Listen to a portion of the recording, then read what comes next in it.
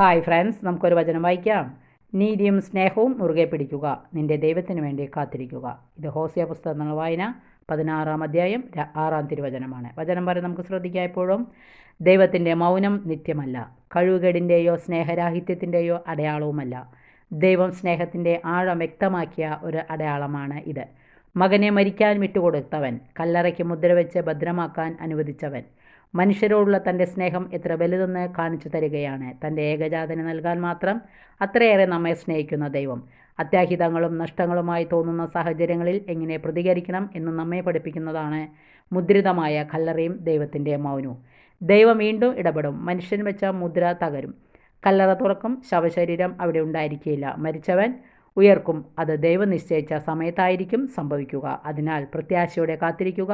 സാഹചര്യങ്ങൾ എത്ര പ്രതികൂലവും നിരാശാജനകവുമായി തോന്നിയാലും കർത്താവിൽ ആശ്രയിക്കുക. താങ്ക്